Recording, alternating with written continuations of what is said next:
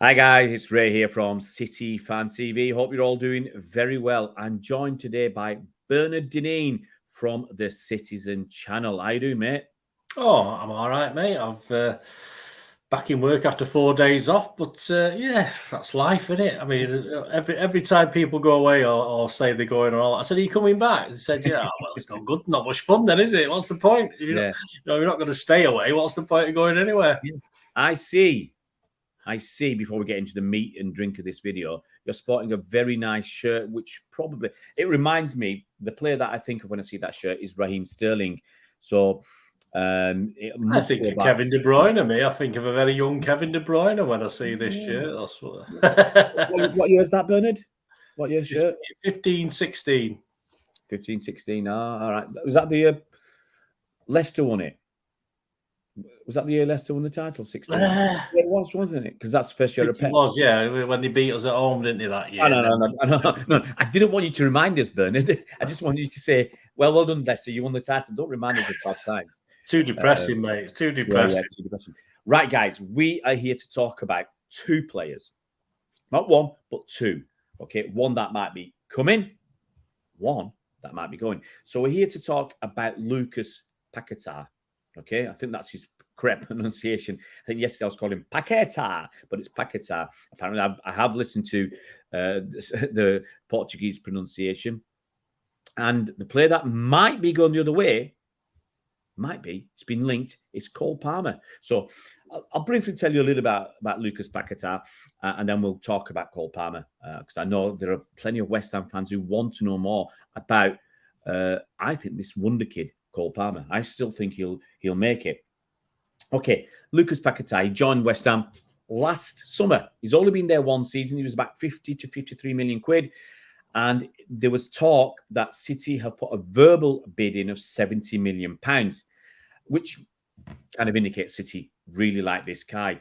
And it was said that City were interested in him before he went to West Ham. They were looking at him as well because obviously our midfielders were aging. KDB's in, I think, 32 at the time. I mean, Gundogan's 32. Mahrez was 31, 32. So they were obviously getting older. We need to start planning for the future. And so this Paquetá has come on the horizon. It came out of nowhere. I'll be honest, not really heard of him because he didn't have much of an impact at West Ham. But talking to West Ham fans, they said the first, let's say, 2/3 of the season, he was struggling to find his feet. And towards the back end of the season, he was on fire. And a lot of them say he's basically too good for West Ham. They'd be sad to see him go because this is what stops you developing. Look at someone like Southampton. Lost so many good players. Yes, they got a lot of money, but eventually it caught up with them. You know, they lost people like Sadio Mane, Virgil van Dijk to Liverpool. They lost a lot of top players, and it just weakened you. And eventually, they got relegated. So you know that's always a worry about losing good players, and it stops you progressing. If West Ham want to progress now, they want to keep their best players. They've lost their best player in Declan Rice to Arsenal for £105 million. They don't want to lose who a lot of fans consider their second best player in Paquetá. So, yeah, some say some have even said he was better than, he was more influential than Rice on that, like you said, that last part of the season. Yeah, absolutely. They really want him to stay, but they also realise the problems with their own board and the manager. And they said the manager is just not going to get the best out of him because he's playing too defensively. And Paquetá, in a team that's going to be more possession-based, more attacking, wants to score lots of goals. Hey, that's Manchester City. He will look so much better. Now, the numbers so far, City offered apparently a verbal £70 million. There's apparently a release clause of £85 million, but it's only activated next summer, not this one. So West Ham are saying, no, we want more money, which is their right. Obviously, they're well within their right to say, no, we want more money. Same with Southampton are holding out for 50 million quid for Romeo Lavia. And Liverpool, by the way, lowballing them 3 times, and I hope they don't get him. I hope he goes to Chelsea or somewhere else, or even West Ham. But so this talk that Normally, City put a bid in, and if it's not good enough or not as much as people want, and City have a valuation, they'll walk away. The Declan Rice, City put that bid in of whatever it was, 80 million. Arsenal ended up putting £100 million in. City walked away from that deal. They said, no, it's too high. And they've done it time and time again. So, but the rumours are at the moment, the rumours are at that level where City are not walking away. City want this player, okay? City are very, very keen to get Lucas Paquetá, and they will, it appears so, come back with a higher bid, higher than 70 million, which to me means somewhere around 80 to 85. That's a lot of money for a guy we both say, not really heard of him. You know, maybe that's our fault for not being well travelled, because he did play, I think, for AC Milan. I think he did play for Lyon. But hey, we're focused on Manchester City and the Premier League most of the time. So, hey, it's where our knowledge really is. So that's Paquetá. I mean, let's look at him first. Do you think we need another attacking midfielder, Bernard? Not saying Paquetá's the right one or not. Do you think we need another one? And how do you think that affects Phil Foden? Well, the thing is with Paquetá, he can apparently play everywhere. play left, right, attacking midfield. He even plays centre forward, I believe, as well. So, I mean, he sounds ideal for what Pep does. Obviously Pep loves to get his players doing other things that they're not familiar with, and from all aspects of what we see with Paquetá. I mean, the thing is now with City is defensively, we look as though we've got the numbers defensively. So he's looking, if he's looking for an out-and-out guy who can play in everywhere, which is his, especially because Bernardo's still there at the moment. There's no look as though Bernardo's going. He's staying. He's signing a contract extension. You heard it here. There we go. I said that about 3 weeks ago. Pretty much, about 3 weeks ago, I said I expect him to sign a contract extension. So I'll just remind you of that. And I did say, I'm going to remind you as well. I said Kyle Walker will stay. I said that. And I'll, for anybody asking, I'm not an in the know. We don't know anything more than you guys. But obviously, we spend a lot of time looking at what's going on at City and trying to work things out. And I just said, Walker had agreed a deal with Bayern, and it's not happened. Why not? City were fighting to keep him. So, as I said, I think he's going to stay. So, as you say, Bernardo staying is huge for Manchester City because Bernardo can play. Obviously, he finished the season playing a lot on the right. So we're not unhappy. We're not bothered really that Mahrez is leaving. But he can also play as an attacking midfielder. I mean, the thing is, it's. I don't worry because I know Pep's got it in hand. Of course, he's got it in hand. But of course, I don't want to start becoming too reliant on KDB. We shouldn't do, should we? We shouldn't become reliant on KDB. Bernardo's wonderful, of course he is. But as far as creativity is concerned, again, he works like a Trojan. He does various things. He doesn't. I want him more in the box for me to actually be scoring goals and stuff like that. But I mean, if you look at the CV of this guy, this Paquetá, I mean. He creates, he feeds the centre forward. That's what he loves to do, looking for that space. And if KDB's not about or he's going to get injured or whatever, I mean, this guy looks tremendous from what is spoken about him, as I say, until he actually arrives and does something. But as you say, 70 million. It's a lot of money. It's quite big for City, that. I mean, but I can't see us going too much more. He's got an 85 million release clause next season. It's difficult. As I say, we all know if Pep wants someone, and we probably pay what we need to pay to get him. If Pep's happy, if Pep thinks we can cope, as in the Declan Rice situation, where I say, well, all right, it's too much, we can cope without him.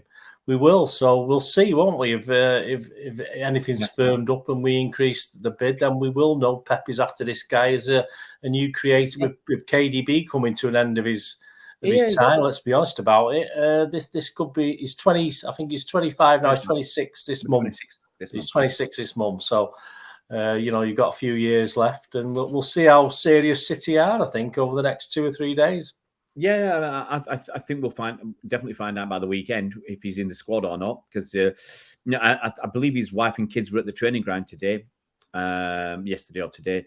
But I said tongue in cheek, but maybe they're there to say their goodbyes. I don't know. But the kid wants to move. I mean, it's a no-brainer. It is a no-brainer. With all due respect to West Ham, and I am giving respect to West Ham.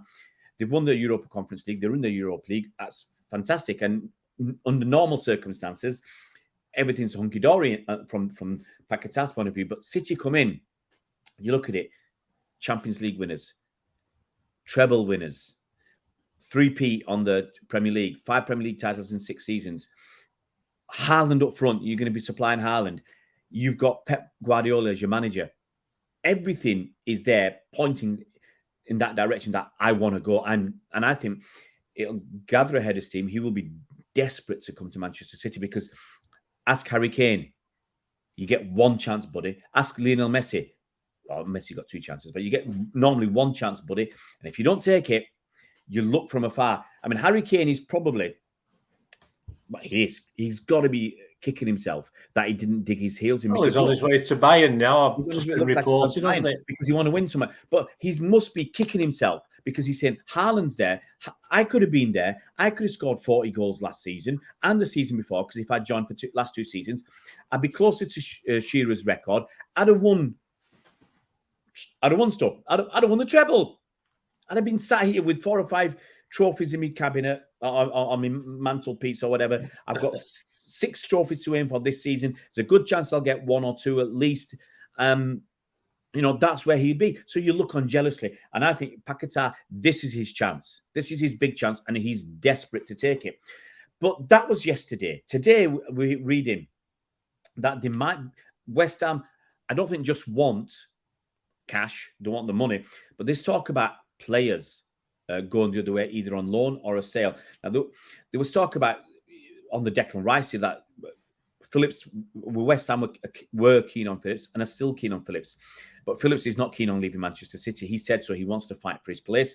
Now, unless somebody comes and says, mate, you got no chance, take the offer to go, he might still say, no, the money's great.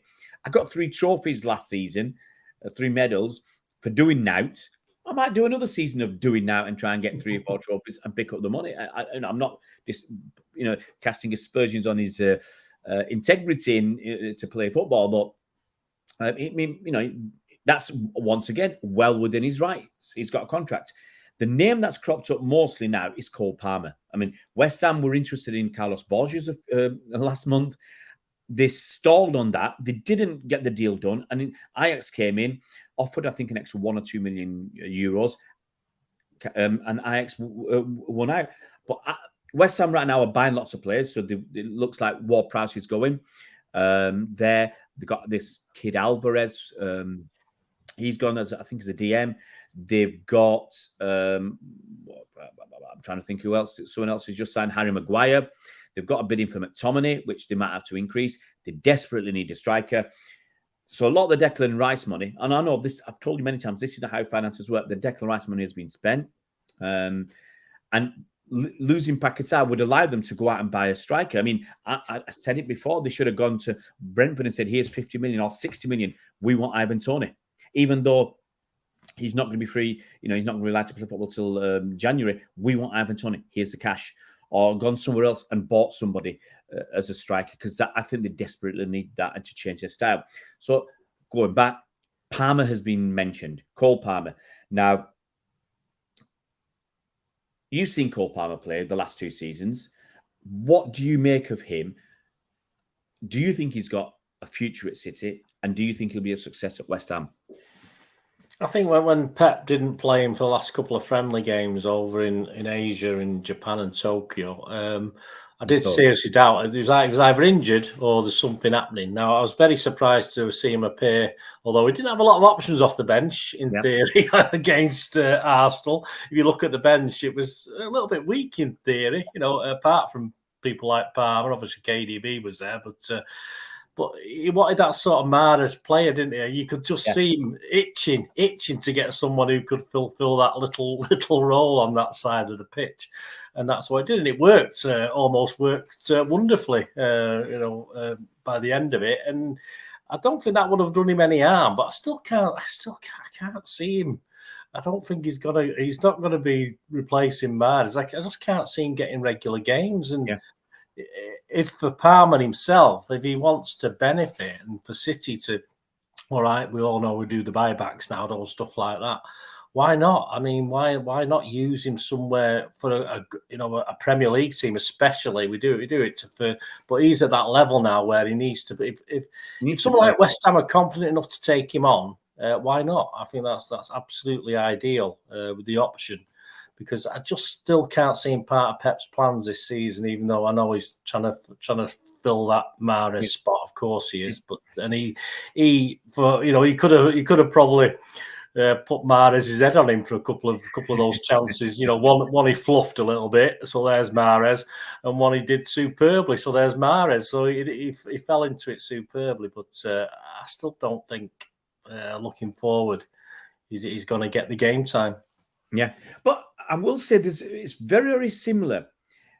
Palmer's first season to Foden's first season in games in the Premier League.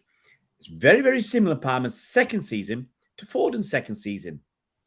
So, and it kind of makes me think, he's introducing him slowly, but I also think Foden was a more precocious talent. We could see a lot more. He was giving a lot more. Last season, Palmer had 13 or 14 appearances in the league, but I think he only scored one goal. And that was, for me, the disappointment. I think Foden scored more goals when he was in his second season. And I think Palmer's a bit more limited with what he can do. At the moment, Pep wants every player to play 3 or 4 positions, and I don't think Palmer would ever be able to do that.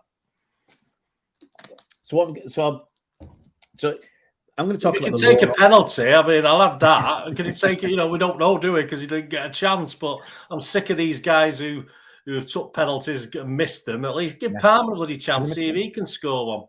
Well, the one issue I'm going to talk about is 21. He needs to be playing football right now. Whereas when Foden came through, he was still 19 after his second season because he came through a couple of years earlier. So it's important. Now, I don't want to, if he's going to West Ham, I don't want it to be on loan because we know players who go out on loan tend not to come back. It might be different with James Paquetá this season, but they tend not to come back. I much prefer these players still don't come back, but I much prefer the sale option. And I'll briefly explain why. If you loan Palmer to West Ham, they're paying his wages. Let's say his wages are 25 grand a week. Okay, they might pay a small loan fee. Let's say that's 250 grand. They're looking at it, it's £1.5 million.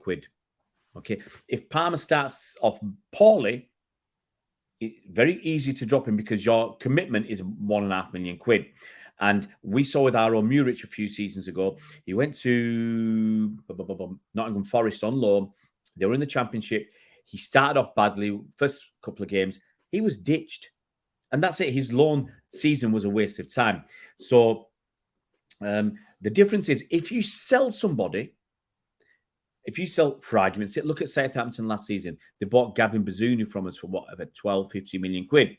And even though he didn't have a great season, he was learning. And because they'd invested so much, they stuck with him. They stuck with Romeo Lavia. He's coming through. They're going to make a 30 million quid profit on Romeo Lavia, I think, when all is said and done.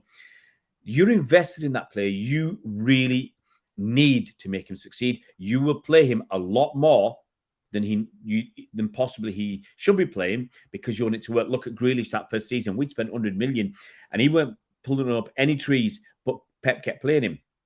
You could argue it wasn't the £100 million, but I think that had something to do with it. West Ham spent 20 million or 15 to 20 million on Cole Palmer. That's a big chunk of money. And I think they will play him. And I honestly believe that Cole Palmer is a cracking player, just waiting to get out there. He needs game time. We both discussed this in the past, that young players coming in to play for City, especially in an attacking sense, attacking midfield or wingers or even strikers, feel they have to shine and they take on too much. They take too many risks and that holds them back. That makes them look not as good. And I think that's an issue. So I think he's trying too much. I think at West Ham, because he knows if I don't shine here, if I don't score a couple of goals and look fantastic, I won't get a chance next time. It might be another month before I get a chance. If if at West Ham he knows he's going to be playing every week, that might make him relax. That might make him become more of a team player, and that might make him shine, and that might make him the player that I think, the player I saw 2 or 3 years ago, that I thought, wow, this guy's got the talent. And I said it at the time, this guy will be a first team player for Man City. I couldn't see anything else, because what he was doing with that left foot of his was incredible. And we saw in the Community Shield that goal he scored was like the goals he was scoring in the EDS, our under-23s, when he was about 18, 19 years old. That's the level of goal he was scoring. So that's why I just thought this kid has got it and he'll make it. Final question then, Bernard. If he goes to West Ham, and if we sell him for, say, 20 million quid, with a buyback at, say, 50 million quid, do you think he'll make it at West Ham if they give him that, invest in him and give him that time? Well, I know West Ham have invested in a couple of players, haven't they, over the last couple of days. Obviously, when I was looking at what they brought in, I thought, what the hell are they doing? I mean, they didn't have the greatest season last season. They don't seem to be improving the squad too much. Whether people like Maguire are an improvement on the squad. Players. They got Maguire, Alvarez, and Ward-Prowse. Ward-Prowse is a bit more attacking. Yeah, again, but hasn't he got injury problems? No, he hasn't. No, he hasn't. He's, and I'm just doing this straight off the top of my head. He hasn't got injury problems. Right, okay. He will score a ton of goals. He's fine. So that's a good thing for West Ham, because even though they finished 14th last season, they did struggle for a lot of last season. And Palmer doesn't want to go into that sort of situation where the pressure's ramping up. If they don't want to get off to a good start, and that's a problem. And they need to get off to a good start. Hopefully, as you said, with the Alvarez's and the Ward-Prowse, and perhaps Mr. Maguire will find someone I quite like. I used to quite like Maguire at one time. I mean, perhaps he'll find some of his form from a few years back, and be a lot better. So I do worry that they could struggle a little bit, and that'll put extra pressure on him. But hey, at the end of the day, he's a bloke. He's a man. He's got to stand up. And I think football-wise, I don't think they will worry too much about him losing it as perhaps we do, or Pep does when he plays for us. It's not that as important. Their style of play means he can probably take more chances than he can at City. So hopefully it'll work, and put a little buyback in it and go from there. Yeah, I mean, might end up like Romeo Lavia after season. He's too big for West Ham, with all due respect against West Ham. But, and he might be worth 70 million, and West Ham might cash in. If, Didn't Pep have a tendency to play him on the left rather than the right? Who, Palmer? Yeah. I'm sort of seeing a couple of games and thinking that's where he was tending to play him more. I was thinking of a couple of games where he played him on the right. So I always imagine just looking at where I stand in the Etihad, and I just seem to remember him cutting him from the left hand side. But as I say, my memory is probably. I remember him cutting him from the right. Yeah, only because obviously he couldn't play on the other side because Mahrez was there. That was the only way I'm probably thinking about that. But guys, of course, he could whip the crosses in, etc. But some of his shooting was pretty naff. But perhaps that's because he wasn't on the right side of the pitch. I do remember the previous season in the Champions League when he cut in from the right and scored a goal. And because it's ideal, because it is Mahrez-esque.